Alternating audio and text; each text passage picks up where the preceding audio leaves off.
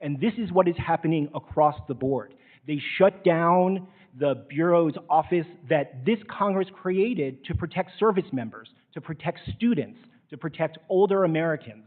I do not see who this benefits. It does not benefit the honest businesses that we have heard so much today from our panelists. It doesn't protect American consumers who desperately need help. The only people this helps are too big to fail bankers and Silicon Valley billionaires.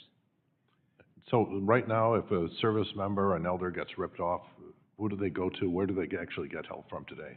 It's entirely unclear. We've had sworn testimony in federal court talking about how this administration broke the consumer complaint system.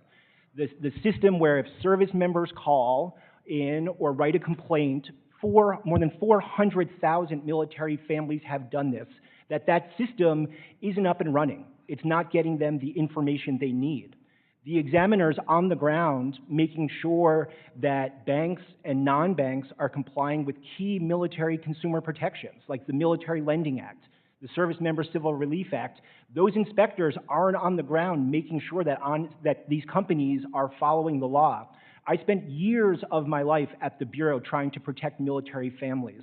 And the idea that we would just shut off this incredibly important tool that is not only important for individual families' financial future, but imperative for our military readiness is just appalling. Thank you. And one of the key promises from from President Trump on the campaign trail was to drive down prices and make America affordable again, starting on day one. A key element of that was his promise to cap credit card interest rates at 10%. Which I don't think we see legislation on this or any action on that front. Could you say whether overall the shutting down the CFPB and the rest of the actions are actually going to lower costs for Americans? They'll do nothing to lower costs. I had a chance to look through the agenda, and it's hard to believe that this is on track with a president who on the campaign trail talked a big game about taking on banks and driving down credit card interest rates. Nothing in the agenda you see here, the fight to make sure that people pay more junk fees when it comes to their bank account or their credit card or on medical debt, will do nothing to make working people's lives better. Thank you. Yield back. Gentleman yields. The gentleman from Michigan, Mr. Heisinger, the sponsor of the Consumer Financial Protection Commission Act, is recognized for 5 minutes. Well, thank you, Mr. Chairman. And Mr. Chairman, I see Mr. Chopra has surrounded himself with like-minded activists.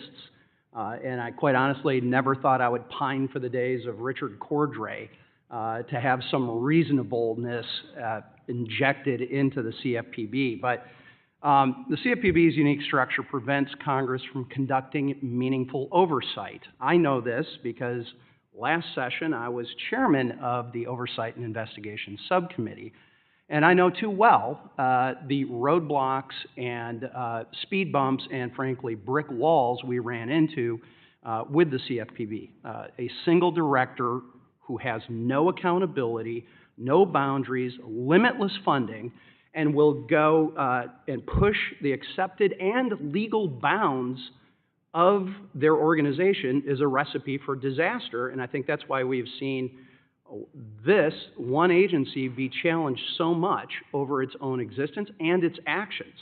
And unlike other agencies such as the FDIC, the Fed, the alphabet soup of all the regulators who paused their rulemaking after President Trump was elected, Director Chopra made the very conscious decision to continue to push forward on rules that he knew would be unlawful and overturned. And you saw it with the overdraft, you saw it with medical debt.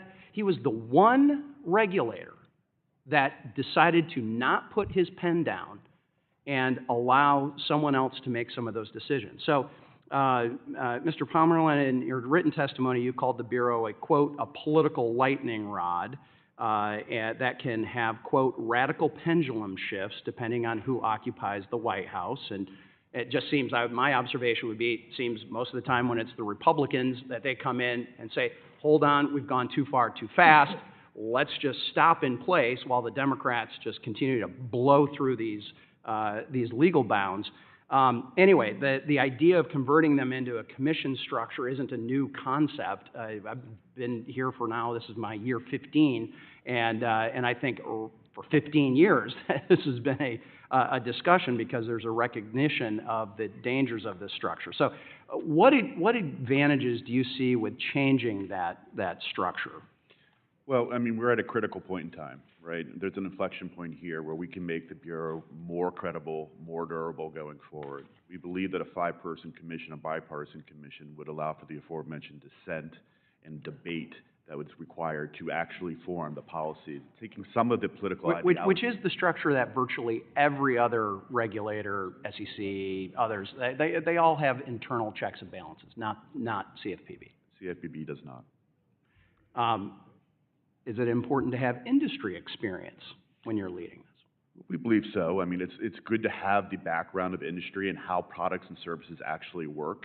Oftentimes they're misunderstood. Okay, well, so this is a structure that Mr. Barr and I have talked about. Do you believe that the CFPB can and will actually still protect consumers with this new structure?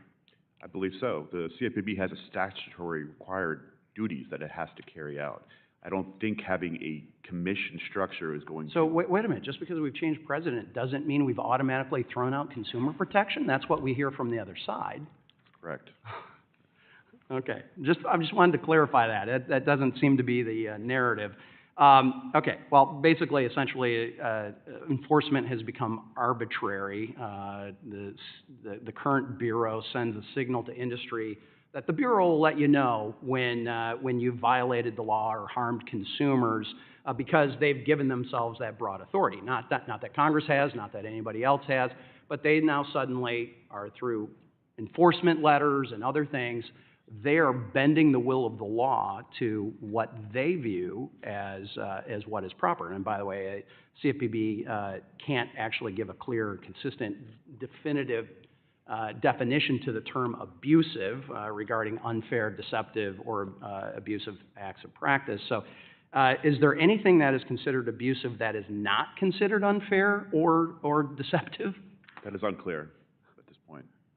It seemed like a layman would actually be able to discern that, but we're talking about legalese, right? Without the guidance from the former administration under Director Craniger, we do not have a definitive definition of abusive. Yeah. All right, and I've got a few seconds.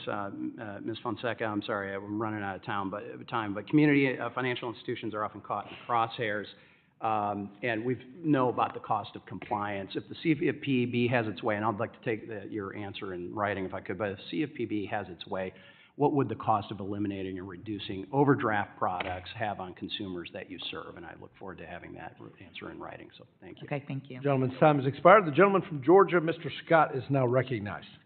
Mr. Frothman, how are you? Great, thank you, sir. Please excuse my cold.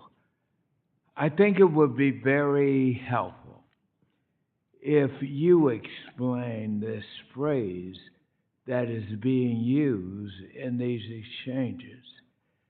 They say, with prejudice.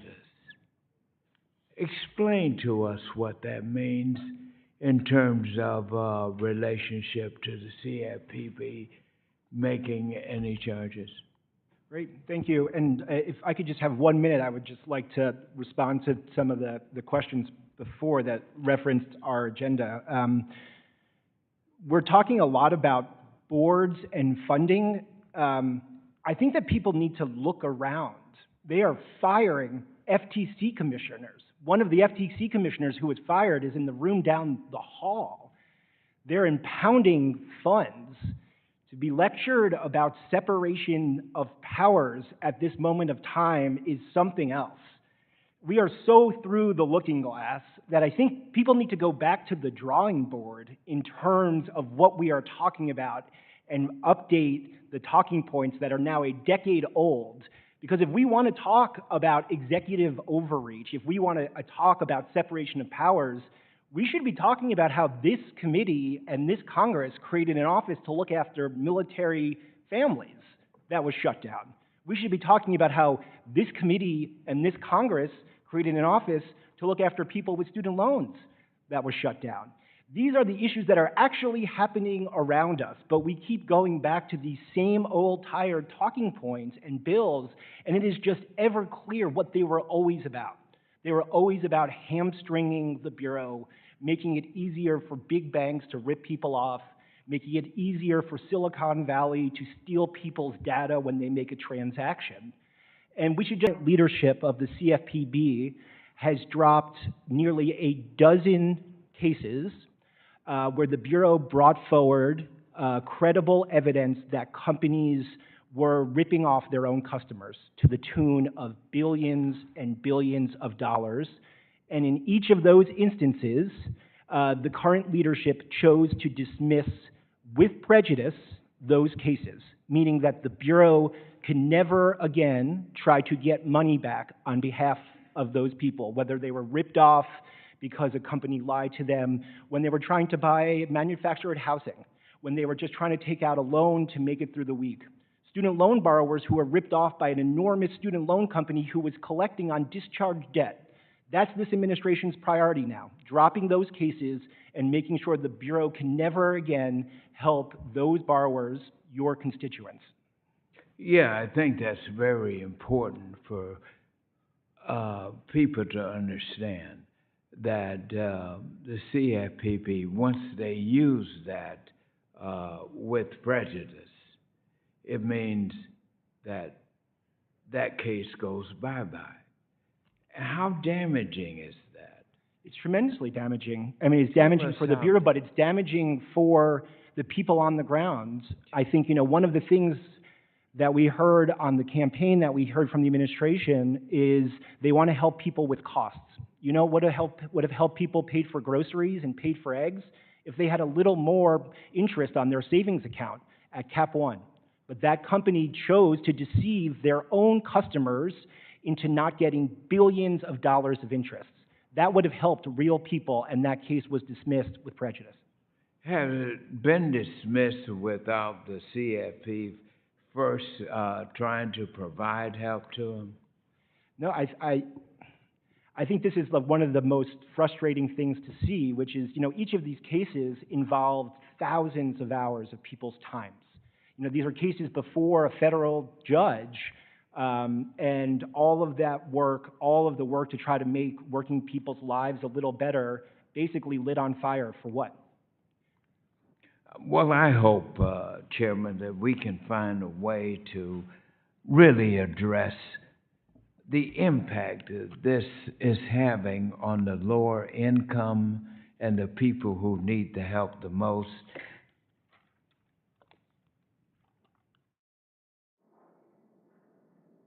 Gentleman's time's expired. The gentleman from Texas, the chairman of the Small Business Committee, Mr. Williams, is now recognized. Thank you, Mr. Chairman. Thank you all for being here. And I must say, listening to all this, that under a Trump administration, my business, my family, my friends, and my bank are much better off today with the diluted CFPB.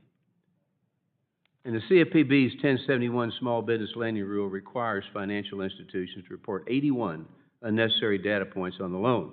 For smaller institutions, this rule creates a mountain of compliance burdens and will harm their relationship with consumers, which many are community banks. This also leads to reduction in the amount of small business loans, and the cost of a loan will skyrocket and decrease access to capital.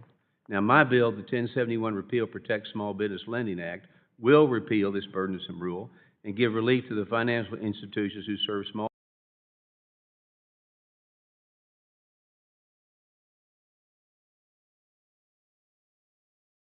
our ability to lend to small businesses, There's no question regulations keep you from loaning, basically. Absolutely. Okay. When I talk to friends of mine that are bankers, accountants back home in Texas, one of the biggest concerns of the CFPB's regulatory agenda and the compliance burdens that accompany that agenda under former President Biden and former Director Chopra, the CFPB was left unaccountable and regulated through blog posts, speeches, and other illegitimate means. This left the financial service industry in a constant state of worry, never knowing what regulations or enforcement was coming next and how it would affect them and their customers. We must prevent this approach to regulation and the uncertainty it brings to smaller entities and other institutions and hold the CFPB accountable to Congress. That's a new word to them, by the way. So, Mr. Snyder, can you explain to the compliance difficulties that financial institutions face when dealing with the CFPB that is always expanding and often opaque regulatory regime? Well, during the past preceding 4 years, it was certainly an exciting time to pick up the trade press in the morning because there was going to be a new blog or a post or something that your clients would be calling you about because it seemed to speak with the force of law that there is some new requirement that you have to deal with. But there was, absolutely no formal process that surrounded that. So not only are you questioning the legitimacy of the rule itself because of the manner in which it was announced, but you have no real way to understand what is required. So you're searching in the dark. You're spending a lot of money seeking advice from counsel. But I guess that's great for lawyers. But I'm not sure it's good for institutions that could be devoting those resources to lowering costs of credit and providing more innovative products. Mr. Palmer, in your testimony, you mentioned that CFPB had misrepresented data to justify their policy decisions. I agree with you when you said facts matter and regulators must represent facts accurately. So it's deeply troublesome that CFPB misrepresented data to support their highly politicized actions, and industry participants should be able to trust that regulators are not falsifying information to achieve a political victory. This kind of behavior could have detrimental effects on our financial system. So, Mr. Pomeroy, could you elaborate on the most serious examples of the CFPB misrepresenting data and explain the harm caused by these practices? Sure. I'll take the credit card late fee rule. This is a rule that would exponentially lower the late fee from $32 down to $8. And the Bureau's justification for this was that there was lack of competition in the marketplace and that the 4 largest issuers actually kind of dominated that market, when actually their data shows that those 4 issuers actually lost 4% of the market in the previous year. So it's important for them to be intellectually honest with the data when they're presenting it to the public. Otherwise, we're being led down roads based on intellectual dishonesty, and that will possibly affect the access to credit, especially for subprime borrowers, if we're not actually looking at the data correctly. Well, thank you. And I just would close by saying, the Trump administration, as I said earlier, is right on the right path with the CFPB. And as a business owner myself for over 50 years, car business in Texas, an economy with a lesser CFPB is much better than one that is under steroids like we've seen in the past. So thank all of you for being here. I yield my time back. Gentleman yields. The gentleman from California, Mr. Sherman, is recognized. Ms. Fonseca, I want to thank you and the other Southern California credit unions for helping us after the Palisades fire. I represent the Pacific Palisades. Mr. Chair, I couldn't agree with you more that we need oversight. A hearing like this, we don't have any government witnesses. In fact, this committee and its subcommittees has not had a government witness except from the Fed, but none that are part of the administration. You can't have meaningful oversight by Congress if you don't have government witnesses, and I look forward to us bringing Russell Vogt and others before this committee. Mr. Huizenga tells us that Chopra shouldn't have taken action that might be overturned by the court. Boy, I wish we had a current administration that not only adhered to court rulings, but even was reluctant to take action that they thought might face a credible attack in the court. I've been here for a long time, and today is a throwback to the committee that I've understood for so long. We're talking about the structure of the CFPB and the regulation process, and we have business telling us that there's high compliance costs, and the Republicans are making some good points about the CID system. And we're being told by the regulations are too tough, and Democrats are... God, this feels like 90 days ago. Today is different. Today isn't a hearing about whether the CFPB has a good or bad regulation. Today is a day when Elon Musk says CFPB, RIP, and we have thousands of people sitting at home subscribing to Netflix and being paid by the U.S. government. And the question that's really before us is, how do the generals react? How would the generals react when they're instructed by the president to arrest all the leaders of the Democratic Party? We're acting like this is normal times. It makes me feel better to spend this last hour in a normal committee hearing where Democrats and Republicans are saying the normal things they always say. But that is not the real situation here. And it's not a matter of do we get rid of this or that regulation. The CFPB has returned $21 billion to Americans since 2011 when it was founded, collected $5 billion in penalties. We have to not defund the police if we're going to deal with crime in the suites.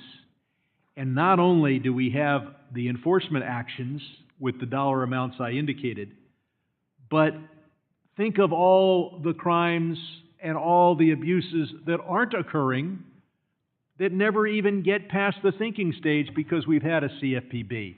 And of course, the CFPB has protected veterans and secured $363 million in monetary relief for them. The structure of the CFPB was approved in a decision by Justice Clarence Thomas, not a member of my political party.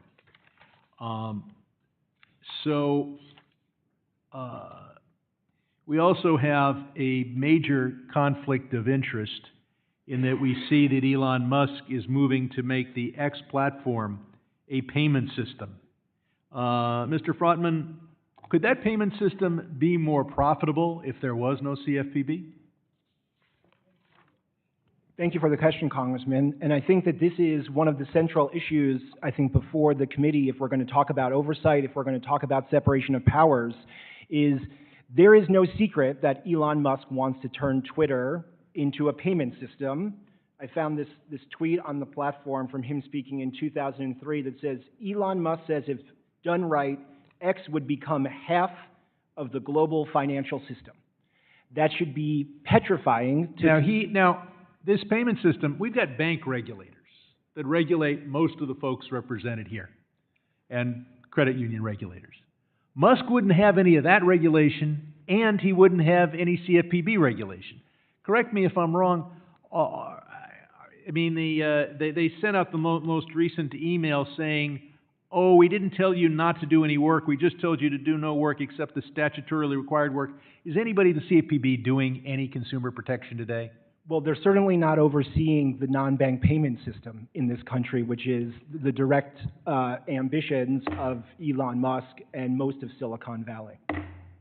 Thank you. Gentleman's time has expired, and before we move on to the next question, I ask unanimous consent to insert into the record a bill I have sponsored in the past, the Financial Protection for Our Military Families Act. The bill helps correct the record from the testimony of Mr. Frotman. Former CFPB Director Kraninger alerted us that she did not have the statutory authority to supervise for Military Lending Act violations and asked that Congress grant the Bureau this authority. My bill would have done that, but we were never able to get Democratic support to move it. The gentleman now from Tennessee, Mr. Rose, is recognized for 5 minutes. Thank you, Chairman Barr and Ranking Member Foster, for holding this hearing, and thank you to our witnesses for taking time to be with us. I'll dive right in. Mr. Keene, can you talk about why many financial institutions would prefer to settle with the CFPB versus having their name dragged through the mud by an activist CFPB in litigation? I'm sorry, Ms. Keene. Thank you for that question. A lot of companies are pressured to settle because CFPB has enormous penalty authority. It has a lot of tools in its ability to issue expansive demands on companies. And so rather than drag this out, they seek the certainty of a settlement rather than the uncertainty of lengthy litigation. Thank you. And from your experience of watching this, do those settlements, would you say that the decision to settle has anything to do with the settling party's belief that they've acted inappropriately? If you look at the language of settlements, the companies don't admit that they've done anything wrong. A lot of times there's uncertainty, particularly where new or innovative, I'll put a nice word on it, theories are brought by the CFPB. Rather than risk uncertainty and going to litigation and fighting over it, they'll resolve it even if they don't agree with it. And that includes whether or not they think the CFPB has authority to bring the enforcement action. There have been several enforcement cases settled with companies who don't appear to be under the CFPB's jurisdiction, but they'd rather settle than have to deal with that uncertainty, which impacts their business. Thank you for that further insight, and that's my experience and observation as well. Mr. Palmerin, can you discuss how government price controls like those that the CFPB instituted on credit card late fees and overdraft services limit the ability of financial institutions to offer products and services to consumers?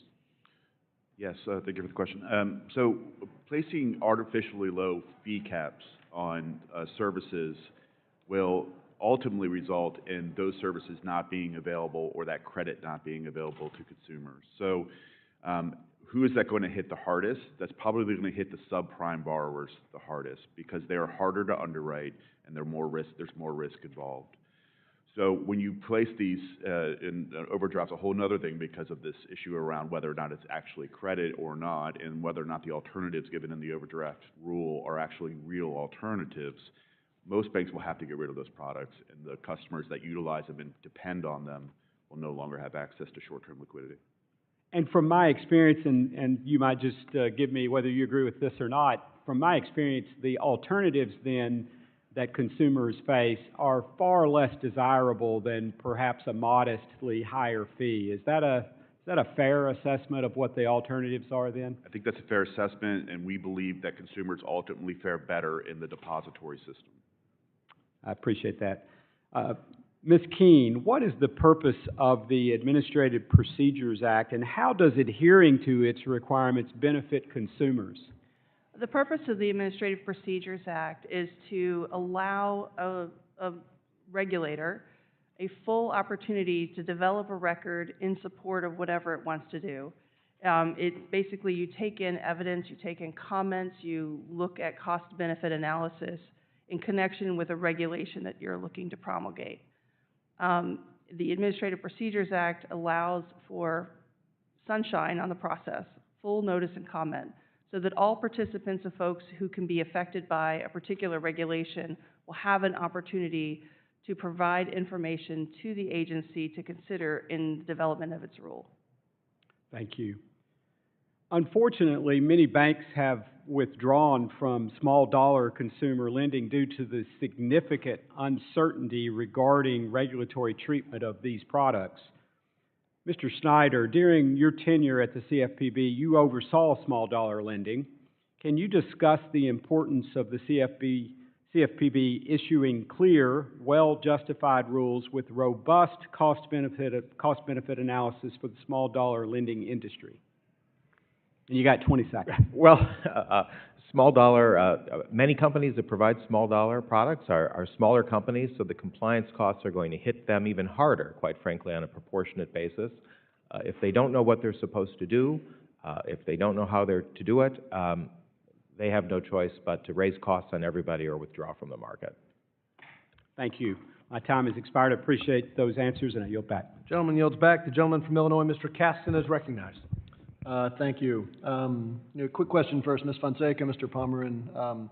Would you both agree that banks, non-banks that engage in bank-like activities should abide by the same consumer protection rules that are required of banks? Just yes or no? Yeah? Yes. Yes. Yes. Yeah, okay. I thought you'd say that. I raise that because I want to respond to something that Mr. Barr said in his opening testimony. He said that we have entered a new era where businesses are not attacked by tweet. Well, of course they're not, because the owner of Twitter put a couple $100 million into President's election campaign and in exchange got himself a job in the White House where he is hoping to earn a return on that investment. If the president were to attack Twitter, or if the president's sycophantic enablers in the Republican Party were to attack him on Twitter, I mean, I don't know, that would require a level of patriotism, courage, and public-mindedness that they have never shown. Of course they're not. Doesn't make it right, but of course they're not attacking by tweet. So let's talk instead about how Elon Musk plans to get a return on his $200 million. Because if we give a damn about consumer protection, if we give a damn about competition and functioning markets, we should be petrified by what Musk is doing. Mr. Frotman, you had mentioned briefly with Mr. Sherman that Elon Musk is talking about this new payment system, X Money, that is expected to launch later this year. I believe you had referred to his quote when he said he hopes, I'm going to misquote it, he said he hopes to have users conduct their entire financial world on X. The former CFP chief technologist said that he has been given God-tier access to the CFPB system. I guess my first question for you, Mr. Frotman, is have you ever seen a CEO of a bank, a non-bank, or anybody being given God-tier access to the CFP data system before?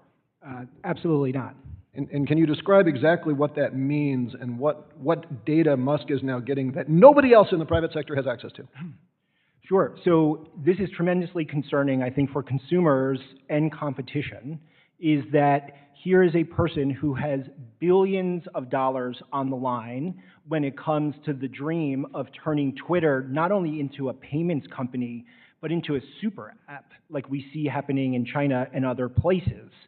And you have the person who stands to benefit from this seemingly in charge and making decisions over what is basically their only federal regulator. And I think there are significant questions if we want to talk about oversight by this committee, if we want to talk about investigations by the Inspector General about what happened when DOJ employees were in the CFPB on February 7th, and then that same day, Elon Musk is tweeting CFPB RIP. So can you just clarify, though, because he's getting information that Zelle, Venmo, Cash App, they don't have that information about specific consumers, right? Well, I think he's not only getting information about consumers, he's getting information about his competitors.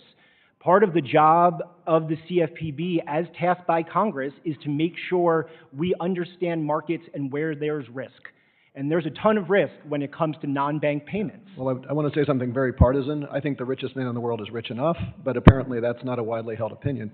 Justice Brandeis, famously back in the 30s, said that when you have great concentrations of wealth in society, you only have three options. You can either allow the wealth to take over the government, which is to embrace fascism. You can allow the government to take over the wealth, which is to embrace communism, or you can break up the wealth and embrace competition. What is clear, and the fact that it is so partisan to attack the fact that the richest man in the world is now taking over our system, is that it is partisan to attack fascism. To say anything else in this committee at this hearing, in this moment, is naive. Now, we are shortly going to move to marking up stablecoin legislation. It is my understanding that Mr. Musk is saying he would also like to use a stablecoin rule some stablecoin legislation in order to facilitate what he's doing on the CFPB, which would, unless we put really strict guardrails, is going to make it even harder. So I guess with the last 40 seconds, Mr. Frotman, let's assume that he has all that data. Let's assume that he has a very permissive stablecoin environment. It sounds to me like we have a non-bank that is going to compete the hell out of all of the banks and all the systems that we have right now in a way that is deeply anti-competitive. Please tell me I'm wrong. You are 100% correct. We going to defend capitalism around here? We going to defend competition? Or we're going to put on a ball gag, climb down in the dungeon, and just do whatever Trump tells us to do? I yield back. The gentleman yields back. The gentleman from South Carolina, Mr. Norman, the sponsor of the CRA disapproving the Bureau's prohibition on creditors and consumer reporting agencies concerning medical information, is recognized for 5 minutes. Thank you, Mr. Chairman. You know, I think it's and thank all of you for taking the time to come. I'm a businessman. I'm a real estate developer. Mr. Frotman, your comments are outrageous, to be honest with you.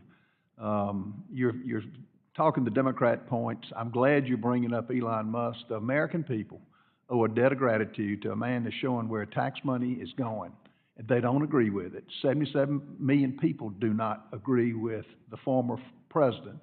And you resigned twice under Trump. You resigned most recently in February of 2025 I kind of wish you'd stayed because you'd be the first one to get fired. And let me just say this, the fact that, Congressman, can I the reply? fact that you're on the student loan, you formed the Student Borrower Protection Center.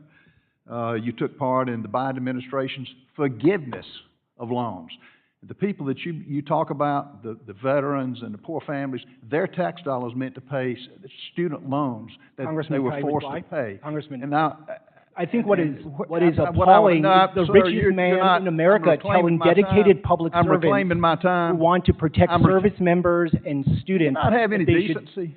Do you not have any, this isn't your platform. I've got 3 minutes left. I'm gonna ask it to some sane people over here. So, but the fact that you took money, took part in paying off loans that the taxpayers had no say-so in is unbelievable. Ms. Kuhn, one of Dr. Chopra's midnight rulemaking moves before he left was to remove medical debt information from the Consumer Report and prohibits lenders from examining the credit history of a borrower. We've got a bill up that we're trying to get out of committee, but do you think the CFPB even has the authority under the Fair Credit Reporting Act to require the removal of a debt that they owe? And the payment of it, I think, is an important part of a credit report. Why is it being removed? And does CFPB have that right to do? I do not believe they have that right. The Fair Credit Reporting Act actually addresses medical debt, and it protects consumers' privacy with respect to their medical information. It allows financial institutions to use the financial aspect. Does a consumer have significant medical debt? And consider that in connection with making a loan or a larger mortgage transaction, for example. The rule ignores the restrictions and requirements of the Fair Credit Reporting Act. It ignores data that had been supplied. It relies on 10-year-old studies that really have no bearing on what today's market looks like. From the time those studies were conducted by the CFPB to the issuance of the rule, the market had changed. It had already made significant changes, and so it's based on faulty premise. So it's got a terribly weak record associated with it, and even the Small Business Administration filed comments raising concerns about the process that led to the rule. So I agree that I do not believe they have the authority, and even under the Administrative Procedures Act, they don't have the record that supports the steps that they took. And that's the audacity of Mr. Chopra and his disdain for the American people. And if you're going to exclude medical debt, what about paying your credit card off? What about paying your loan on your house off? Why not exclude that? Why not just exclude everything? So you really, and student loan repayments, what's left, that was so much advocated by Mr. Frotman to give away from, or to force the American people to pay for. What about excluding that? And that's one of the concerns about the approach that the CFPB took in the medical debt rule. What's the next thing that's not popular that they want to take out of the financial system to hide or mask information? The legal theory that they use to support the actions they took in the rule would support them, basically anything they're not happy with, small dollar, or student loans, or things like that. It's my view that that's the role of Congress to make those decisions. The Fair Credit Reporting Act has a whole section where Congress has decided what's fair to include and what's not, and they ignore that entirely in the rule. Okay, thank you so much.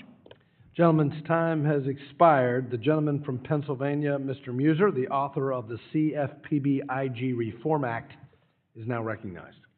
Thank you, Mr. Chairman. Thank you to our witnesses. And Mr. Chairman, we're maybe pleased Mr. Frotman is here. His testimony outlines precisely why the CFPB needs to be completely overhauled. Mr. Chairman, the level of arrogance that we saw when the CFPB was in existence, the seemingly superiority complex, the dogmatic ideology, the narrow-mindedness the unwillingness to listen to even the testimony that's here, the unchecked power, Mr. Chairman, is dangerous to our government. And clearly, absolute power corrupts absolutely. And listening to what's been cited by the other witnesses, failed to follow the law. That's a pretty serious comment from a objective stakeholder. Dying a death of 1,000 cuts, meaningless to the previous CFPB and to one of the witnesses up here. Weaponizing the Bureau to use $700 million to carry out its unauthorized mission, while being asked simply for a credible and durable Consumer Protection Bureau, is what's being asked, Mr. Chairman. So I've never heard anything from stakeholders that was positive about the CFPB under Mr. Chopra and apparently under this Mr. Frotman, except from Democrats who, on this committee, are protecting a bureaucratic power while they could control it. So to get to questions, Ms. Fonseca, many institutions cap their growth quite deliberately to avoid crossing the $10 billion, triggering the CFPB activities. However, and I know this from speaking to those in the field and throughout the industry, under $10 billion still feels the pressure to build out compliance teams just in case. Can you give us an example of what sort of fear existed and forced you to slow down or scale back services to your members? Yeah, we have not scaled back services. However, we have spent the last 4, now going on the 5th year of preparing for CFPB oversight. As I mentioned in my testimony, that's going to cost us about $4 million a year. We've spent at least $500,000 so far, and that's in addition to the $10 million plus that we're going to incur in lost interchange revenue from debit cards. All right, thank you. Ms. Kuhn, over the last 4 years, CFPB stretched its authority, ignored the law, has been pointed out. Can you provide some examples where the CFPB was intrusive, not helpful, even damaging? The CFPB has taken upon itself in the last several years to look at companies that are on the edge and often outside of their authority. Using their CID authority, they have the ability to look at a company to see if they're covered. They haven't thought about that first. And so they have issued expansive demands on companies in areas that have nothing to do with consumer financial services. And they required those companies to expend a lot of money just to prove a negative, to say, hey, no, we're not covered by you. We haven't violated the law. There's nothing here. And what did that look like in terms of business loss, operations disrupted, reputations damaged? For many of these companies, they have a relatively small compliance group. You know, these are small to mid-sized businesses. It requires everyone to put work on hold to comply with these demands. It required a lot of expenses from electronic discovery demands. There's a several-page list of specifications that the CFPB will send and say, we want your data, but you have to synthesize it and make it fit in exactly the way we want to look at it. Right. That's very expensive for small to mid-sized businesses. Many irrational disclosure requirements, sure. Do you all agree the CFPB should become more focused or maybe even solely focused on addressing consumer fraud? I'll start with you, Mr. Schneider. It's certainly an important part of their mission and would be resources well spent. Okay, to the other witnesses? I would agree that they're an important part of the equation. There are many parts of the government that should be playing that in that space as well. I agree as well. Fraud has grown significantly, and many consumers are being impacted by fraud. Okay, great. What do you all think as well about the CFPB being structured with a bipartisan commission like the FTC with a 3-member bipartisan board? Would certainly facilitate discussion. Staff would have to appeal to a broader set of interests as it makes its presentations. I would agree. I would say a bipartisan board would work best here for the reasons mentioned. We certainly have to have debate and dissent. It's important in the policy. Thank you. My time has expired. I yield back. Gentleman yields back. The gentleman from Wisconsin, Mr. Fitzgerald, is now recognized, and he is the author of the Making the CFPB Accountable to Small Business Act. Thank you, Chairman Barr. Thank you for holding this hearing. Thank the witnesses for being here today. Seems to be a little bit of revisionist history going on here this morning, kind of in line with everything else I've seen in my other committee, Judiciary.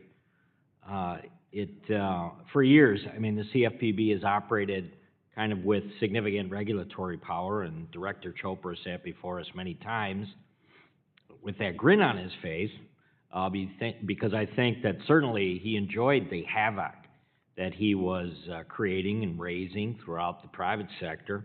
He thought that was part of his mission. I'm convinced of it. But while consumer protection is critical, the regulations are overly burdensome and are poorly analyzed. They can reduce access to financial products, and that's been the issue since the CFPB came into play on these issues. So the bill that the chairman's referring to, I think the CFPB being accountable to Small Business Act, it kind of addresses some of the concerns that we've been discussing here this morning, and I think strengthening the agency's obligation to do the cost-benefit analysis. I mean, that's fine if you're going to come up with ideas of how you're going to have a direct effect on financial institutions, but if you don't have any cost-benefit analysis, it flies in the face of financial services, right? I mean, we kind of live and die by the idea that the numbers tell the truth. So, Mr. Pomeran, can you discuss how kind of failing to tailor the regulations for small business institutions has a direct effect on their ability to serve small business and consumers? Because this has been the problem for us, is that you can't come in here and listen to Director Chopra tear apart the banks and the credit unions of this nation, and then on Tuesday, bring in the same committee and have a discussion about, well, you know, it just doesn't seem like the banks or the credit unions are really helping the average consumer at this point. So, I mean, there was this discussion that continued over the last 2 years that really made no sense, but there were never any numbers to back it up, and I was wondering if you could comment on that. Well, I mean, we are certainly in favor of a more robust cost-benefit analysis when the Bureau is considering policy considerations that are going to affect either the consumer or small businesses. And oftentimes, the Bureau will ignore its own data that shows that there will be detrimental effects to actual small businesses or consumers, but proceeds with those rulemakings because of ideological guidance. We believe that the cost-benefit analysis needs to be paid attention to. We need to understand how it's going to affect the economy, how it's going to affect consumers, and not just throw out pejorative terms to prove a point. Thank you. So under former Director Chopra, the CFPB saw a significant shift in its approach to consumer protection, right? I mean, it was characterized by overextension of its power. I think the director was proud of the idea that he could continue to kind of stir the pot on many of these different fronts. But, Ms. Keene, how would greater statutory clarity and limits on the Bureau's authority to improve regulatory certainty just bring more of a competitive and consumer-friendly marketplace? When companies know what the rules are, then they're better able to compete. If it's more of a gotcha game, right, where you've already innovated and created new products, and then to find out that someone in Washington has decided they don't like that, that's unfair to companies, and it really does stifle innovation and the creation of new products and services to serve consumers.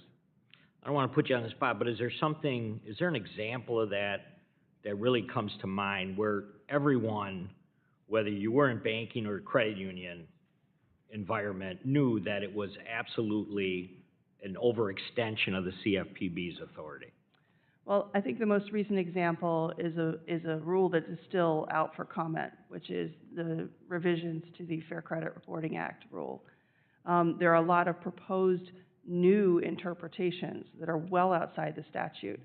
Companies have built their businesses with an understanding of the law, and if what the CFPB has proposed were to go forward as a rule, it would require a complete overhaul of the consumer data industry, of financial services uses of consumer reports.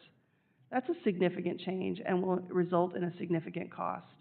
It also will drive many companies out of business because in the proposed rule, the CFPB says we want to now declare these companies who've not been viewed as a consumer reporting agency to be ones, and then they will have to comply.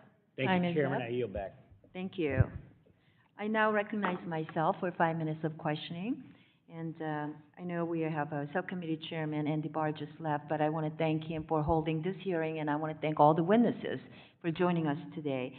This is an important hearing as we discuss the future of Consumer Finance Protection Bureau.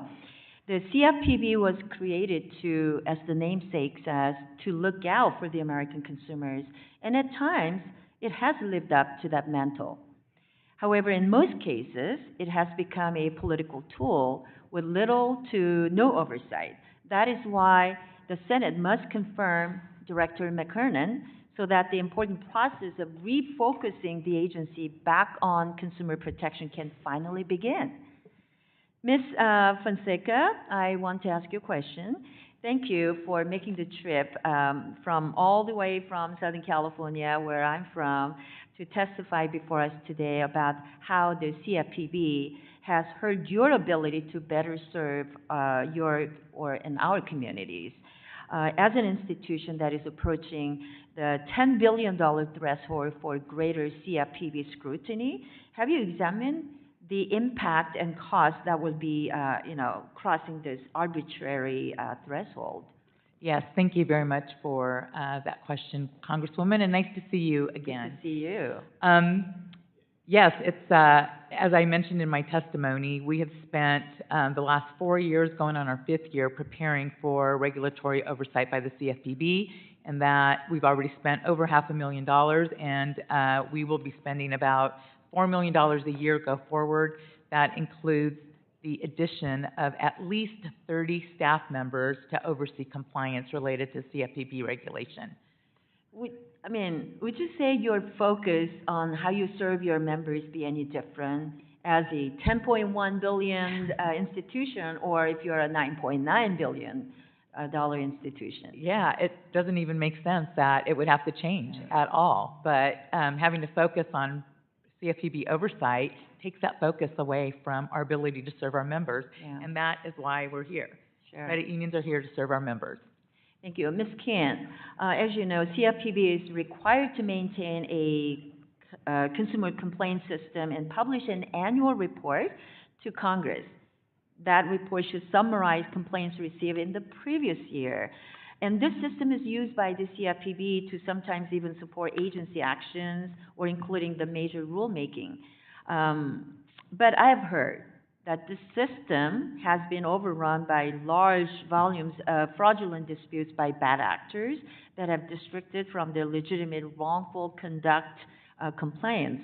So this is not only unfair, but it skews the complaints and also undermines the integrity of the complaint data. So do you share my concerns regarding this integrity of the data? I do. The CFPB's consumer portal was stood up to collect complaints for consumers. Well, what it has become for a lot of companies is an avenue for credit repair. And that's affecting not only consumer reporting agencies, but also financial institutions who want to hear from their consumers if they have an issue. And instead, these third-party companies are flooding the system with disputes about credit reporting that have nothing to do with a complaint about a financial product or service. So as Director McKernan comes in, do you have any advice for him to improve the customer compliance system? How would he do a better job? Yes, I think that he could direct his office that runs the complaint system to meet with industry, to look at these complaints, and to talk through ways in which we can identify when it's being abused by third parties and not for the benefit of a consumer. Thank you. Ms. Fonseca, let me come back to you again. You are part of an institution that is regulated by bipartisan board, the National Credit Union Administration. We all know that regulated entities don't always agree with everything that comes from the regulator, but would you say that the regulatory environment is more stable and transparent when you are regulated by the NCUA board? Absolutely. There's transparency. We're able to have insights into their board meeting discussions, and there's not a lot of volatility. But you're right, we don't always agree with them, but it works, and it works very well. And given its long track record, I think you would agree that NCUA has been able to be an effective financial regulator with a bipartisan board. Absolutely. Yeah, thank you. I think the NCUA is a great example of how we could reform the CFPB to be more bipartisan and accountable. So thank you for being here.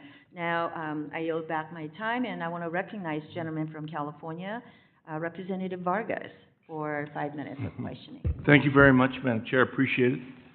Apologize, I had to slip out for a second. That's what happens when they double book you around here. But I'm back. I heard most of the testimony earlier. I represent the San Diego region, and the San Diego region is blessed by having the Navy there and many, many military personnel. And we're very blessed because many of them stay there. They retire there. But unfortunately, they become victims, oftentimes, of financial scams. Mr. Frontman, in San Diego, in the San Diego region, we have 96% more CFPB consumer complaints filed by service members. You know that, I'm sure. Could you talk a little bit about what is happening right now and how we've helped them before and how we're not helping them right now? Because I'm getting these complaints right now from people, and they're saying they're calling, there's nobody there. Thank you so much for the question, Congressman. I've actually visited the Marine Corps Depot training facility with Holly Petraeus. So this is critically important. You know, one of the central tasks that Congress directed the CFPB to do was look after military families. And the track record of the Bureau across administrations before the most recent change, I think, was stellar. We got back more than $200 million for military families through enforcement actions. We helped with 400,000 complaints. And what you see now is just devastating to military families. They told the people who staff the office that the Congress required, the Office of Service Member Affairs, to stop working. They broke the complaint system. So we've heard a ton today about overreach. We've heard these amorphous, vague comments about CFPB overreach. Is it overreach when the Bureau took enforcement actions against a bunch of scammers who ripped off military families, who ripped off veterans, who ripped off retirees? We've heard a lot in the abstract about the Bureau and the prior leadership, but we haven't heard specifics, because I think that is this is one example of exactly what the Bureau was tasked to do, and they're not doing right now. The other thing that I think is very important also is to talk about elderly. You know, again, San Diego is a young town, but it's not that young. I mean, a number of us are retired. Not me, I'm not retiring, for the record. But a number of people are, and there's a lot of scams, again, against elderly. And before, I got all these positive comments about how the CFPB was doing their job. Now I'm getting all these complaints because nobody's there. Could you comment about that? That's correct. The acting director of Vote told the Office of Older Americans to stop working. The people who submit complaints about themselves or an elderly parent or grandparent saw that system broken. So, you know, there's been a lot of charges leveled, but I think one of the things that I think we all agree on is that the CFPB needs to work. The CFPB needs to work on behalf of consumers and service members and older Americans. It needs to work on behalf of honest businesses, and it's not now. The inspectors that are supposed to take care of service members and older Americans are sitting at home instead of doing their job. Mr. Froman, I want this on the record because I think that I've been around long enough now that you see cycles. And the unfortunate cycles are this. We've talked about predators, and we've seen this. Oftentimes, my colleagues on the other side ultimately control government. And then you do see an overreach, all right, but by the banks and others, and we get into a financial slide. And then we get into a recession. Then we get into real trouble. And then consumers, as we saw in 2008, get ripped off. So we heard today that the CFPB is the predator, that you guys are the predator, that you were the predator. Could you straighten the record out on that? And I want this on the record because I think it's going to happen again. And I want to make sure that you tell the truth. Go ahead, sir. Thank you so much. So, you know, we've heard a lot of attacks on CFPB leadership, but these are really attacks on dedicated public servants who wake up every single day just trying to make their neighborhood safe. So many of us who work at the CFPB lived through the financial crisis and watched community after community decimated while a bunch of billionaire bankers got off scot-free. And what we do every day at the Bureau, or what we did every day at the Bureau, was to try to make sure that doesn't happen again. What is happening now at the Bureau, where there is no oversight over massive non-banks in this country, is bad for businesses. It is bad for consumers, and they are setting up the situation that there will be another financial crisis in this country, and you all, or the people sitting in the chairs after you, will be forced to deal with it once again. I agree. I do want to, lastly, with 10 seconds, just thank the people, the dedicated servants of the CFPB for all their hard work. Thank you. I yield back. Thank you. I now recognize the gentlewoman from Texas, Representative Dela Cruz, for 5 minutes. Thank you, Chairwoman, and thank you, witnesses, for being here today. My district lies in Deep South Texas, on the border of Mexico and Texas, encompassing Hidalgo County, which is over 80% Hispanic. That being said, in speaking with my community banks in my district, we're a rural area.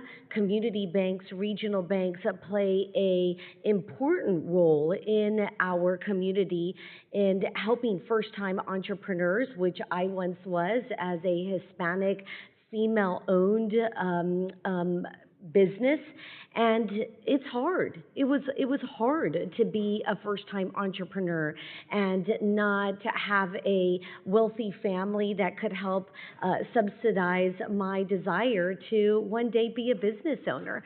So I leaned into my regional banks that provided me the American dream as a Hispanic female in a rural community. That being said, the work that the regional banks and the community banks do in our community is very, very important. Unfortunately, under the Biden administration, the CFPB became a political organ for the administration. It pushed partisan rulemaking like the 1071 rule, which everyone disliked, including minority depository institutions, as I said, that are in my district. I am a proud original co-sponsor of my fellow Financial Services Committee member and chair of the Small Business Committee, Roger Williams, to repeal Section 1071. And we have to use our control in Congress to set the CFPB straight and enhance transparency and establish guardrails. As a freshman in the last Congress, it baffled me that in a House that had a very slim majority, where Republicans and Democrats could hardly agree on anything, there was one thing that we agreed on in both the House and the Senate, and that is that 1071 was bad for minority communities like mine. It was bad for entrepreneurs like I once was. It was bad all the way around. And I want to remind everybody in this room that the House agreed that 1071 was bad, the Senate agreed that 1071 was bad, and when it went to the White House, the Biden administration, President Biden, vetoed the repeal of 1071, thus saying that the people's voice in the House, the people's voice in the Senate did not matter, and that they were going to put this burdensome regulation on community banks, regional banks that make a real difference in Hispanic districts and minority districts like mine, that they were going to forge forward in having 1071 hurt communities like mine. It is despicable. It was gross that the Biden administration moved forward and vetoed what the House and Senate wanted to move forward in repealing this. That being said, I'm going to ask Mr. Pomeroy, can you share the benefits of passing Chair Williams' bill to repeal 1071 and why it is necessary to ensure small businesses are able to access the critical capital and continue to serve our communities? Well, a repeal of the rule would certainly reduce compliance costs for lenders to lend to small business.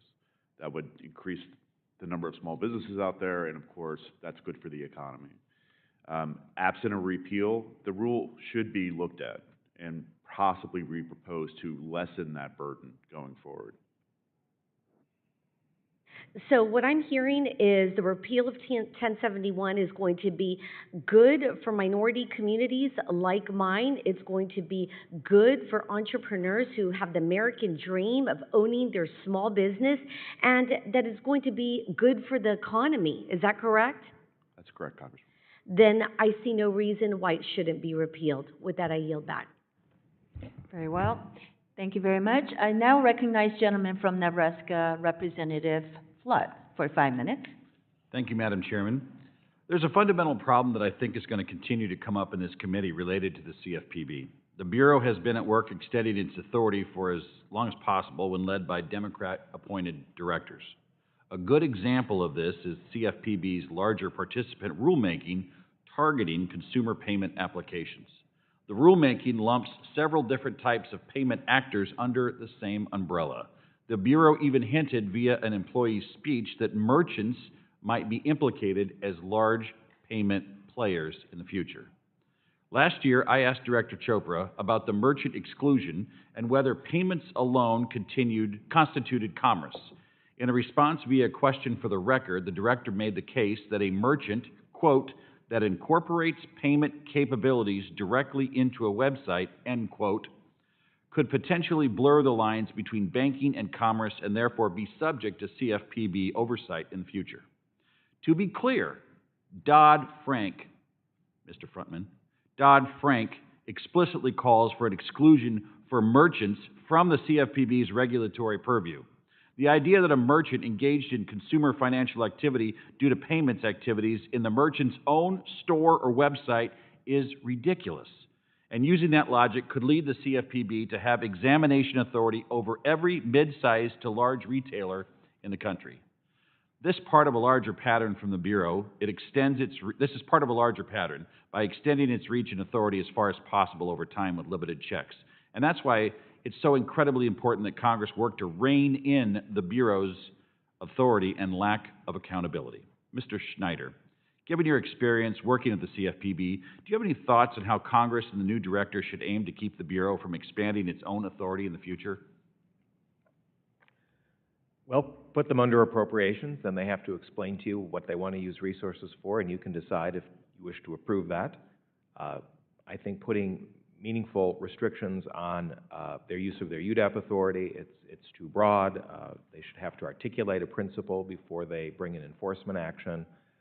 There's a case that they brought that would upend the entirety of indirect auto lending, and it's brought on a UDAP theory that I might add stands in contravention of their own interpretations of an actual regulation. So I think that's that's certainly ripe for reform.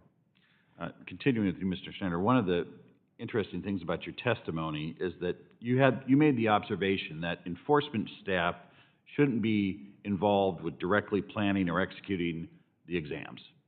Can you speak to why it might be problematic to have enforcement staff directly involved with planning routine examinations?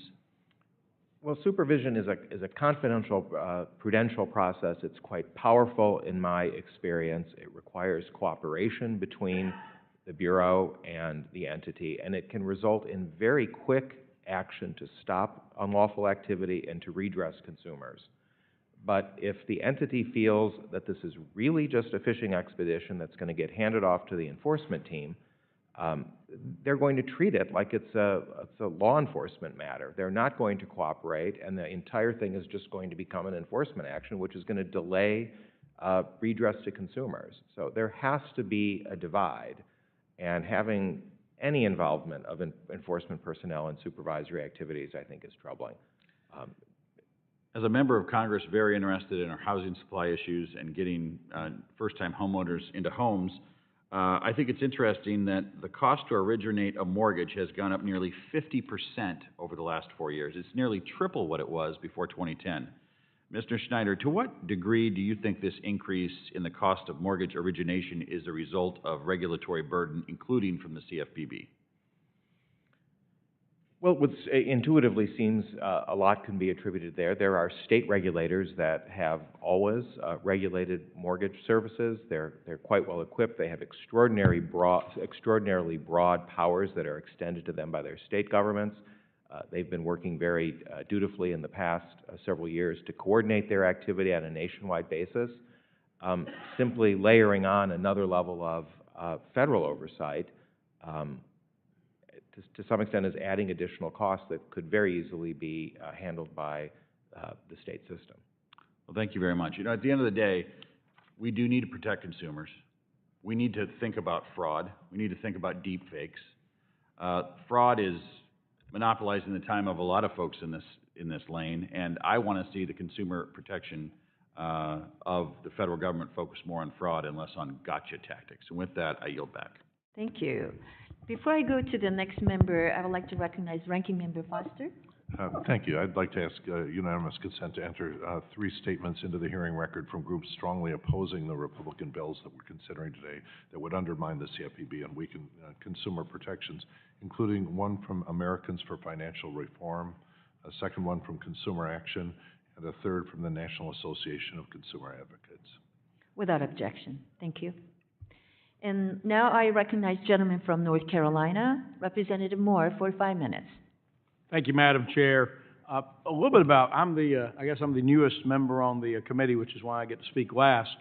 But before becoming a member of Congress, for 30 years I was an attorney, and I actually represented consumers during that time, represented businesses, represented a number of folks, and had the opportunity to deal with fraud cases over time. So when I came as a new member of Congress, I wanted to see, well, what does the CFPB do? And I actually had somewhat high hopes, which I guess proved my naivety on that subject, because as I dealt with this, becoming a member of this committee, realized that the comments made by members like Ms. De La Cruz to my left and others of the abusive practices, Madam Chair, of this agency just shocked my conscience. And this is, as an American, as an attorney, seeing this happen. And the fact that financial institutions could not even rely with any certainty on what was legal and what was not. It was completely a game of gotcha. An agency that is not funded by the normal appropriations process, but is incentivized to get money by levying fees and fines. It's almost like if you had a police officer out there paid more to write more tickets or something. It's antithetical. It's completely antithetical to any notion of due process and equal protection in any way. And so I think what you have with the way CFPB under the prior administration governed was actually the predator in this case, by preying on businesses, preying on companies to exert fines, forfeitures, and fees. And with all due respect to Mr. Frotman, I read your comments, heard your comments. I mean, I've been an attorney for 30 years. To approach something like this when it comes to a significant part of regulatory law affecting so many in this country with a clear political agenda, it just shocks my conscience. And I would ask that, I'm glad the new agency isn't doing that, and I would just ask those that ever want to serve in these positions, certainly don't do this. This is, you have millions of Americans who count on having access to capital. You have individuals, you have companies, businesses that are built on providing that capital. And the one thing that folks need to know is, what are the rules? What are the rules of the road?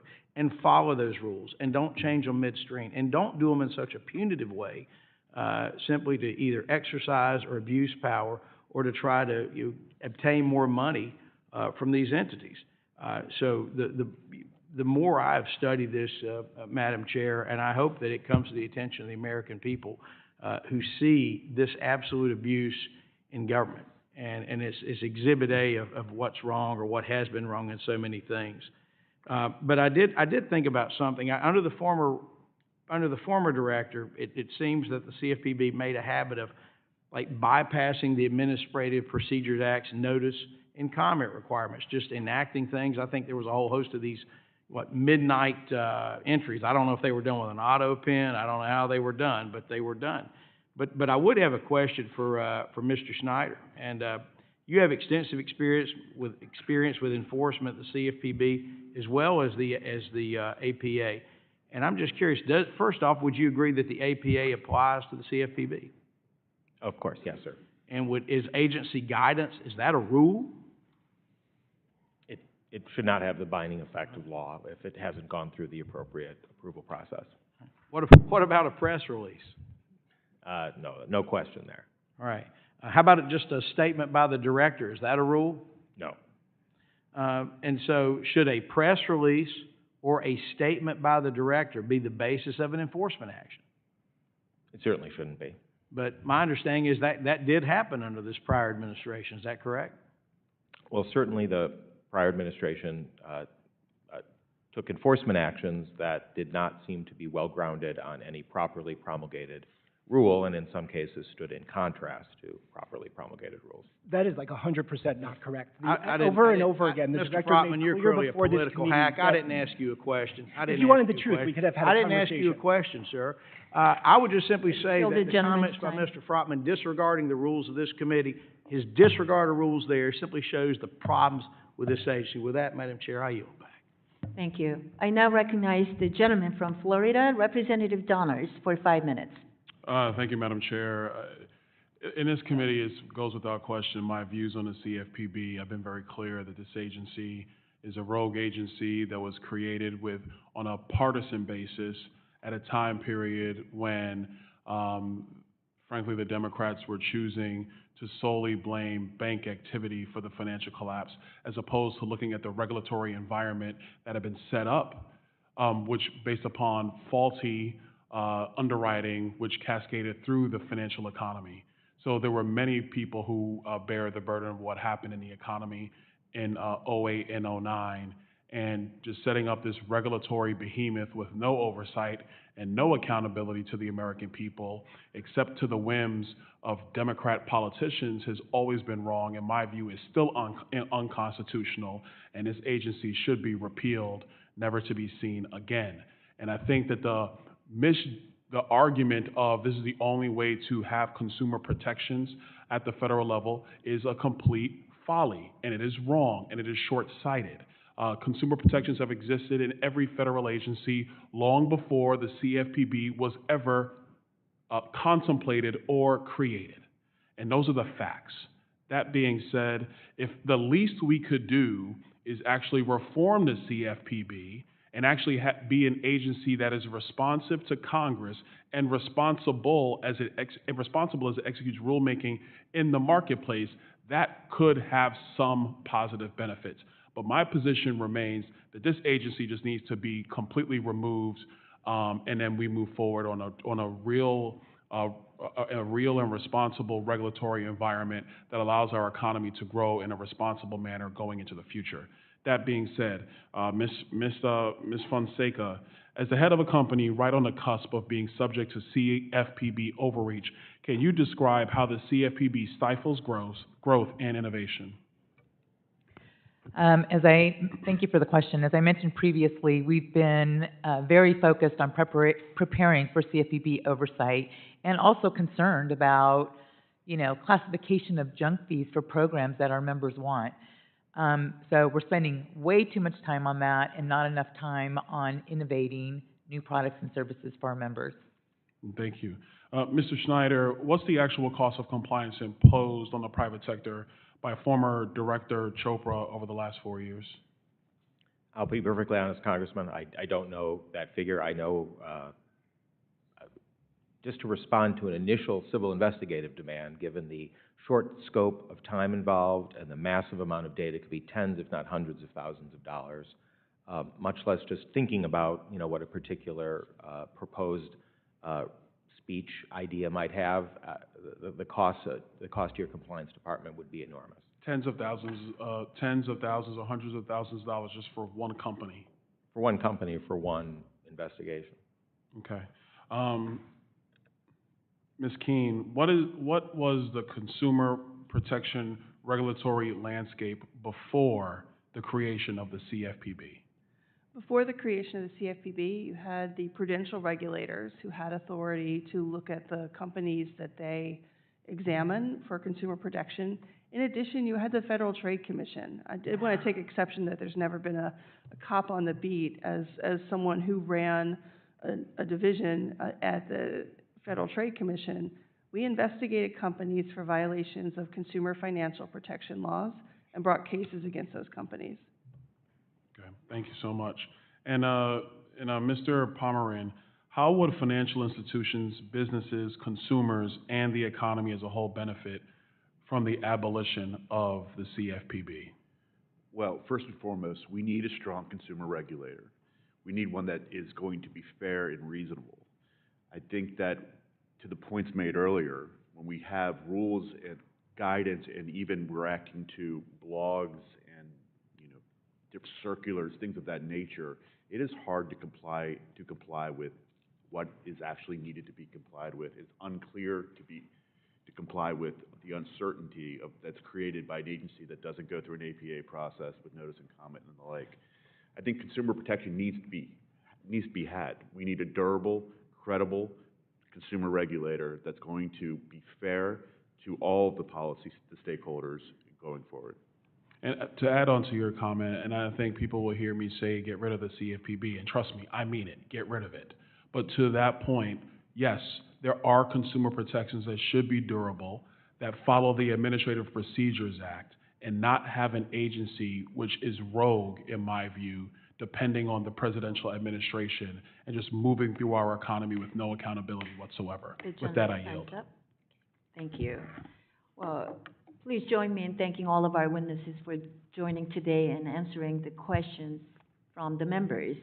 Without objection, all members will have 5 legislative days to submit additional written questions for the witnesses to the chair, and the questions will be forwarded to the witnesses for your responses. And the witnesses, you will have until April 30th to provide written responses if you receive that question. So thank you very much for being with us today. With that, the hearing is now adjourned.